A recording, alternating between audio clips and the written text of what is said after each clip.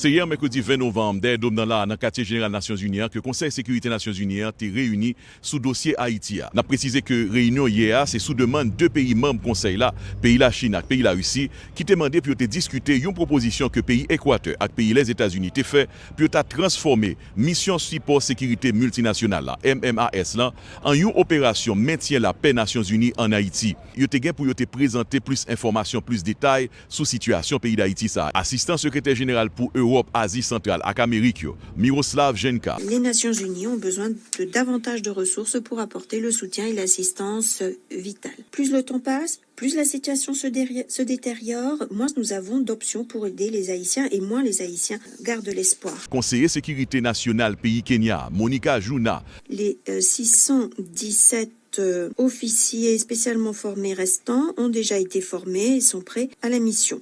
Nous attendons les contributions sous forme de matériel ou d'aide logistique pour faciliter leur déploiement au plus tôt. Dr Jean-William Bill Pape, professeur et directeur Centre Gesture en Haïti. La mission menée par le Kenya ne fonctionne pas. Avec la police haïtienne et l'armée, ils ont été en sous-nombre et dépassés par les gangs. C'est une tâche difficile pour tout Haïtien que de demander des troupes étrangères sur son propre sol. Mais il n'y a pas d'autre solution. Nous espérons sincèrement que c'est la dernière fois qu'un tel plaidoyer est nécessaire.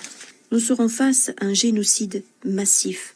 Quelque chose que vous êtes les seuls à avoir le pouvoir d'éviter. Dan Cohen, qui sont journalistes investigateurs, qui fait documentaire et film. Il est clair pour moi que la grande majorité des Haïtiens ne veulent pas une nouvelle intervention. Ce sont les quelques-uns qui pourraient en profiter, qui vivent en dehors du pays. Il s'agit des oligarques corrompus qui financent les groupes armés et qui ont maintenant perdu leur contrôle sur ces groupes. Parmi membres conseil là, pays la Chine et pays la Russie étaient toujours opposés à la transformation MMAS là en une opération maintien la paix Nations Unies en Haïti. À moins que toutes les factions politiques en Haïti assument leurs responsabilités, aucun effort externe, donc une assistance extérieure, ne pourrait être utile. N'oublions pas que ce sont les Haïtiens eux-mêmes qui doivent décider de leur avenir et non pas des forces extérieures. C'est comme ça, réunion Conseil de sécurité des Nations Unies sous le pays d'Haïti a été déroulée dès dans le quartier général des Nations Unies. Est-ce qu'il a pas arrivé à transformer mission MMAS là qui dans moment en Haïti en une opération maintien la paix Nations Unies en Haïti? Pour VOA Créole, Valerio Saint-Louis, depuis le quartier général des Nations Unies, dans Manhattan, New York. Bon, la séance est levée.